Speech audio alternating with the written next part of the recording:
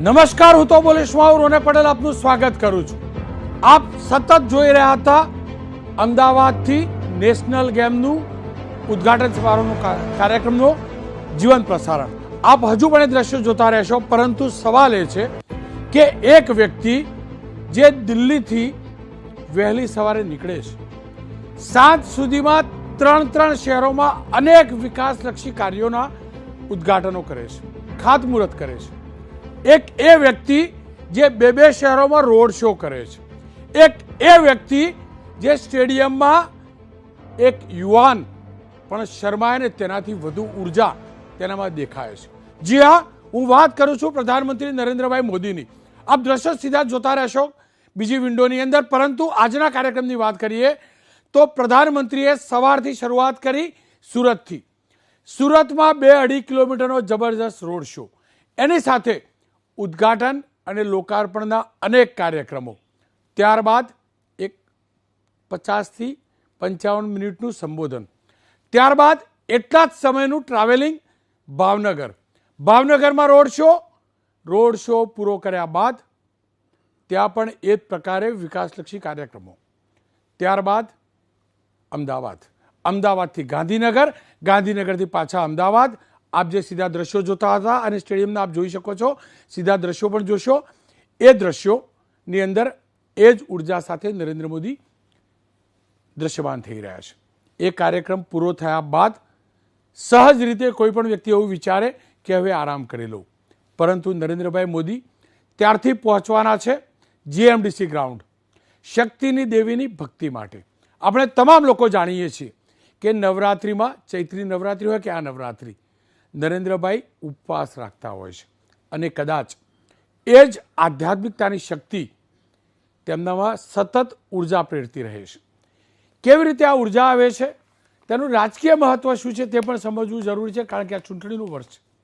ચૂંટણીના વર્ષની અંદર સ્વાભાવિક રીતે જ તેઓ પ્રધાનમંત્રી તો છે જ, સાથે ભારતીય જનતા પક્ષનો, દેશનો એકમાત્ર કહેવાતો એકમાત્ર પણ મુખ્ય ચહેરો છે.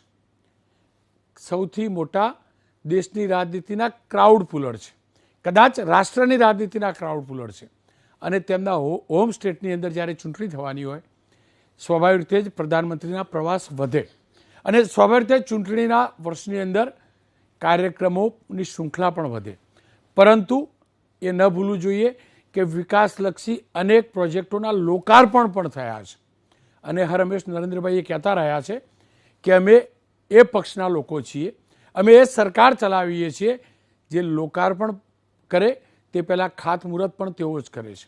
ખેર, શું મહત્વ છે આનું રાજકીય, ગુજરાતના વિકાસમાં શું મહત્વ છે, ચર્ચા કરીશું. મારી સાથે જયેશભાઈ વ્યાસ જોડાયા છે, સાથે વિકાસભાઈ ભદોરિયા પણ જોડાયા છે.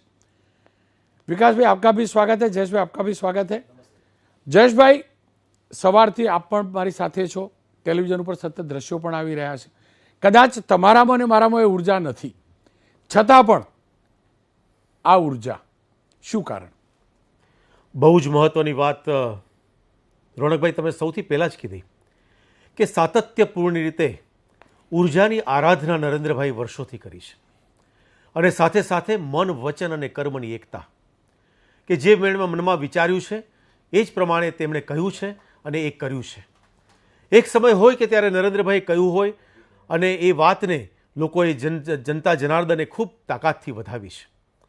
હું ચોક્કસપણે કહીશ કે નરેન્દ્રભાઈની ઉર્જાની અંદર જ્યારે નવરાત્રિની જ વાત કરીએ છીએ ત્યારે ગુજરાત એ રીતે પણ સદભાગી છે કે નવરાત્રિના મધ્યકાળમાં આજે ચોથું નોરતું છે રોનકભાઈ, ને ચોથું અને પાંચમું નોરતું, એટલે લગભગ કહી કે મધ્ય ભાગમાં નરેન્દ્રભાઈ અહીંયા પધાર્યા છે. આપણે વર્ષોથી જોઈએ છીએ કે નવરાત્રિના સમયમાં એક વખત નરેન્દ્રભાઈ અમેરિકામાં પણ હતા અને ત્યાં પણ પોતાની પદ્ધતિથી જ રહીને એમણે મા શક્તિની ઉર્જાની આરાધના કરી છે. અને હું ચોક્કસપણે કહીશ કે જ્યારે શક્તિની ઉપાસના કરે ત્યારે એના મનની અંદર, હૃદયની અંદર મા ભારતીની ઉપાસના છે, આ રાષ્ટ્રની આરાધના છે. અને રાષ્ટ્રની આરાધના કરતાં કરતાં એક વ્યક્તિ જ્યારે વ્યક્તિ મટી જાય અને એનું ચૈતન્ય સમષ્ટિમાં જ્યારે વિલીન થતું જેવું લાગે ત્યારે આપોઆપ એની ચેતના અને શક્તિનો વિસ્તાર થતો હોય છે. અને તેમાં પણ કેટલા વર્ષોથી નરેન્દ્રભાઈ ગુજરાતની જ્યારે સત્તા સંભાળી ત્યારથી અને પહેલાં પણ રાષ્ટ્રની આરાધના કરતાં કરતાં ભારતમાં ગુજરાતના જનતા જનાર્દનની જે એક શક્તિ મળી, કારણ કે આપણે જોઈએ છીએ કે જનતા જનાર્દન પોતે જ એક ભગવાન વિષ્ણુનું સ્વરૂપ છે અને સર્વાંગીણ શક્તિ ઊભી થઈને અને એમાં હૃદયનો પડઘો પડતો હોય છે. અને ચોક્કસપણે કહીશ સૌરાષ્ટ્રની ભાષામાં કે ખોડિયા ખરી જાય. માત્ર શરીર ન રહે પણ એક જ દિશાની જ્યારે આરાધના શરૂ થાય, એ વિકાસની આરાધના હોય, એ સર્વાંગી ઉન્નતિની આરાધના હોય, ક્યાંક વંચિતોનો હાથ પકડીને આગળ લઈ જવાની આરાધના હોય, પરંતુ સમગ્ર રાષ્ટ્રને એક સર્વાંગી વિકાસના દોરમાં આગળ લઈ જવાની વાત હોય, ત્યારે જનતા જનાર્દનનો જે પડઘો પડે છે તેની અંદર પણ હું રોનકભાઈ એ પ્રમાણે ચોક્કસ કહેવા માગીશ કે આખરે તો સમાજની અંદર પ્રજાની અંદર જે વાત ધરબાયેલી હતી, ક્યાંક કોઈ પ્રકારનો ખટકો હતો, ક્યાંક કોઈ પ્રકારની પીડા હતી, આ બધી જ વાત બહાર આવી શકે અને એને સંબોધિત કરીને આ રાષ્ટ્રને આગળ લઈ જઈ શકે એવું કોઈ શ્રદ્ધા કેન્દ્ર મળ્યું હોય તો माननीय नरेंद्र स्वरूप में राष्ट्र ने मळ्युं छे। विकास भाई, आपसे जानना चाहूंगा, देखिए पहला तो चुनाव है नहीं, नरेंद्र भाई दिल्ली आए, आप लोग दिल्ली लेके गए हमारे पास से, गुजरात से 2014 से, तब तक कई राज्यों के चुनाव आए, आप हर राज्य के चुनाव में एबीपी नेटवर्क की ओर से कवरेज करने भी गए। पिछले 7 साल में क्या कभी आपने ऊर्जा में कमी पाई या ऊर्जा बढ़ती हुई देखी? और क्या नरेंद्र भाई चुनाव होता है उसको देखते ही इस प्रकार के कार्यक्रम करते हैं या बाकी दिनों में इसी प्रकार के कार्यक्रम देखें?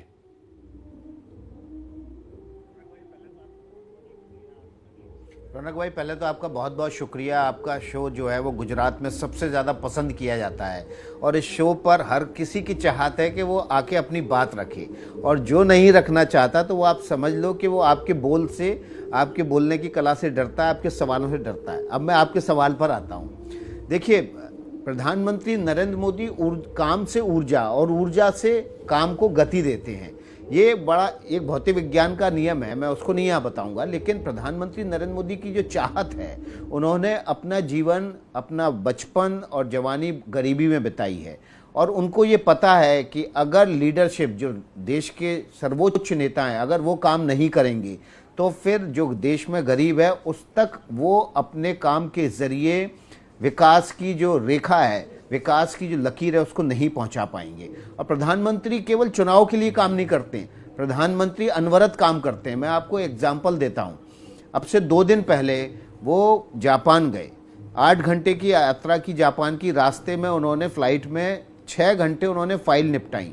उसके बाद जब वो जापान लैंड किए, 12 घंटे लगातार वहाँ पर वो श्रद्धांजलि सभा, तमाम नेताओं के साथ बायलैटरल मीटिंग में शामिल हुए, और उसके बाद फिर 8 घंटे की वापस यात्रा की। 4 घंटे सोए, सुबह 2 बजे वो दिल्ली लैंड किए, और सुबह 5 बजे से उनका दिन फिर से शुरू हो गया, और दोपहर में कैबिनेट की बैठक की, दिन में 6 बैठकें की, अलग अलग मुद्दों पर उन्होंने देश के बैठकें की बड़े बड़े अधिकारियों के साथ, और शाम को कैबिनेट मंत्रिपरिषद की बैठक ली।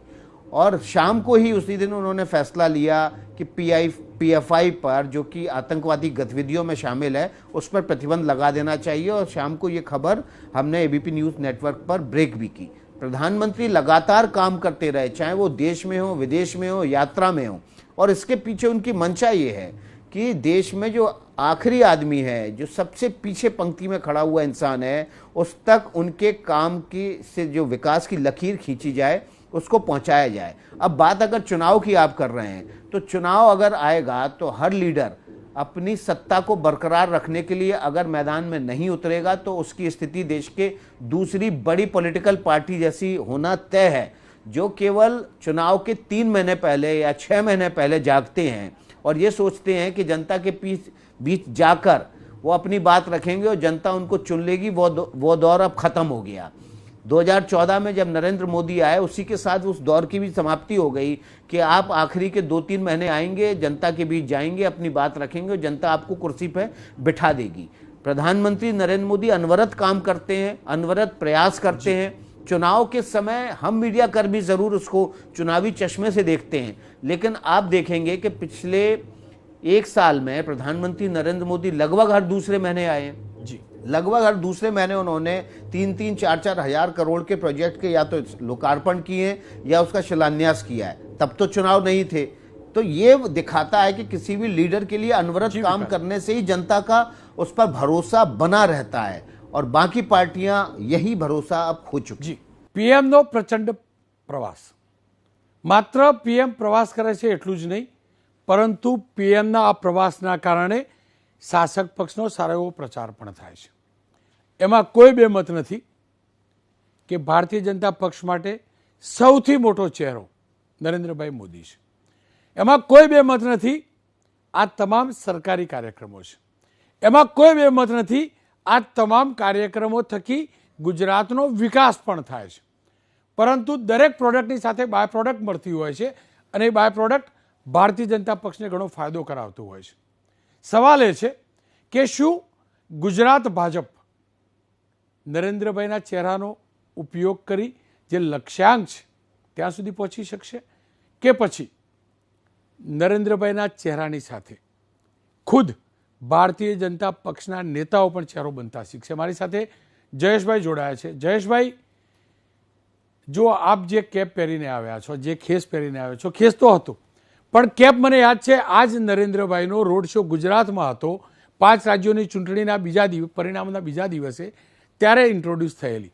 દરેક વાત શરૂ પણ નરેન્દ્રભાઈથી થાય, પૂરી પણ નરેન્દ્રભાઈથી થાય. શું કારણ? રોનકભાઈ, હજારો કાર્યકર્તા હોય, લાખો સિમ્પેથાઇઝર્સ હોય અને કાર્યકર્તાની દ્રષ્ટિએ તો અમે હવે સ્પષ્ટ રીતે છીએ કે વિશ્વની અંદર સર્વોધિક કાર્યકર્તા ધરાવનારી પાર્ટી છે. ત્યારે એટલું ચોક્કસપણે કહીશ કે આખું લશ્કર હોય પણ એના જનરલ તો એક જ હોય અને જ્યારે પણ એક દિશામાં એક ગતિથી એક નીતિથી જ્યારે કામ કરવાનું હોય ત્યારે સંપૂર્ણપણે એક લીડરશિપની સાથે કામ કરતા હોઈએ છીએ. એક વિચાર સ્પષ્ટ હોય અને વિચારને સંપૂર્ણપણે એને એ જે સંભાવનાઓ છે તેને રૂપાંતરણ, એને શિલ્પમાં રૂપાંતર કરવા માટે આખરે તો એક દ્રષ્ટિથી કામ કરવું પડે. મસ્તક આપણે એક હોય છે, હાથ પગ, અને આપણે જોઈએ છીએ કે આપણે દરેક એમાં સાથે રહીને કામ કરતા હોય છે. ત્યારે એટલું ચોક્કસપણે કહીશ કે આ નેતૃત્વ ભારતને, ગુજરાતને તો આપણે છે જ, આપણા પનોતા પુત્ર છે, પરંતુ આજ વૈશ્વિક કક્ષાએ નેતૃત્વ વિકસી રહ્યું છે કે જેમની પાસે સંપૂર્ણ એક વિઝન છે, દ્રષ્ટા આપણે કહી શકીએ એવું નેતૃત્વ, સાથે એને સૂક્ષ્મતાથી આયોજન કરવાનું સંપૂર્ણ શક્તિ અને ત્યારબાદ એને કાર્યાન્વિત કરવા માટે સતત અને સતત મથામણ.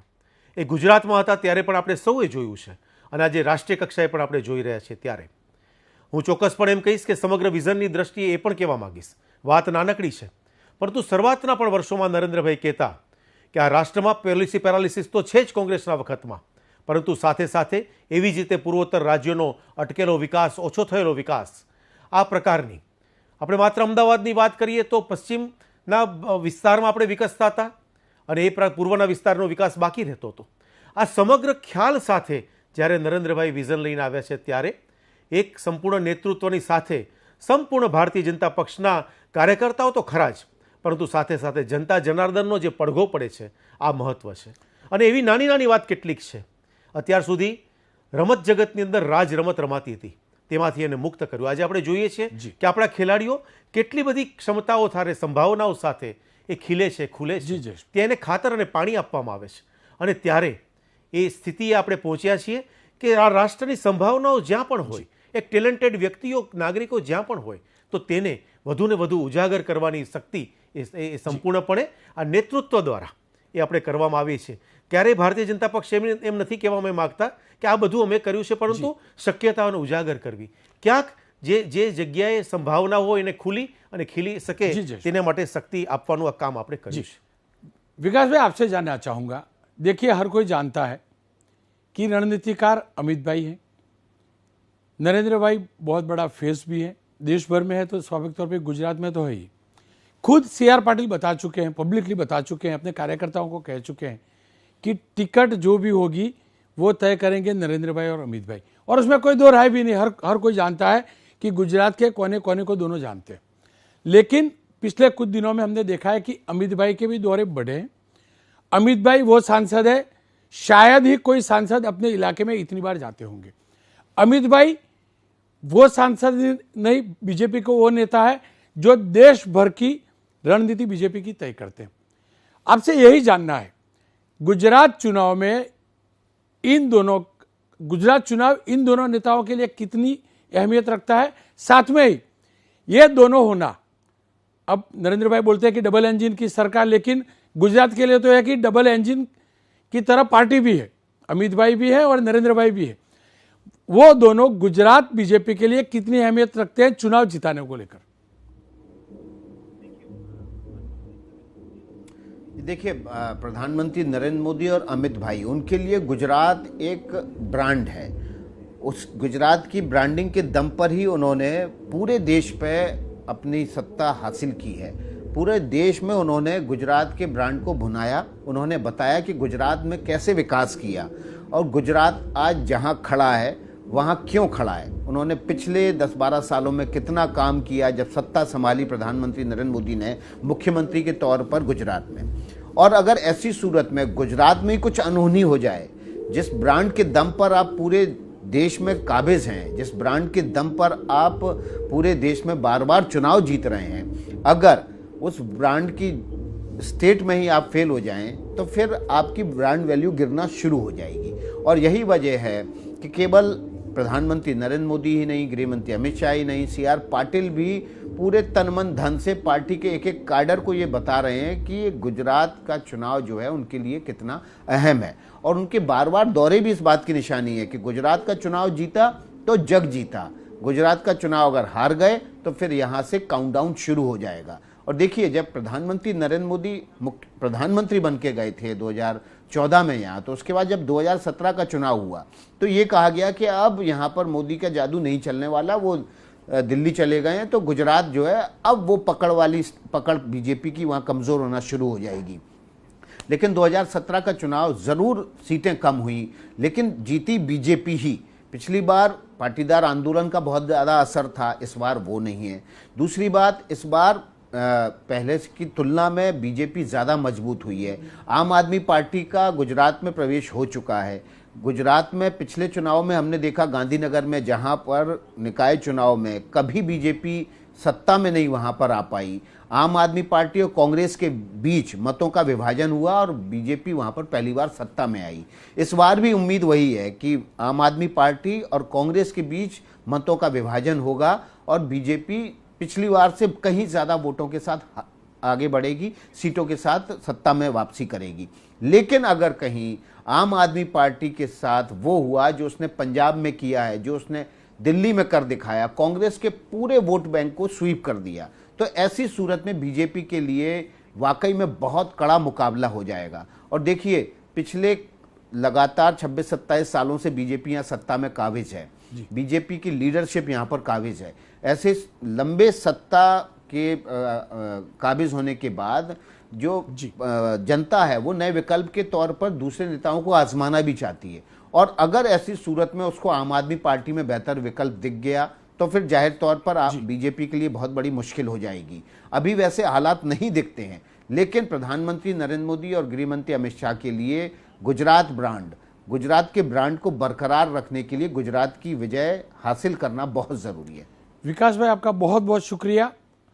जश भाई, आपका તમારો પણ આભાર। પીએમનો પ્રચંડ પ્રવાસ, પીએમના પ્રચંડ પ્રવાસથી સ્વાભાવિક રીતે જ તેમના પક્ષ ભારતીય જનતા પક્ષને ફાયદો થાય સહજ છે, પરંતુ આ પ્રવાસથી ગુજરાતને પણ ઘણો ફાયદો થવાનો છે।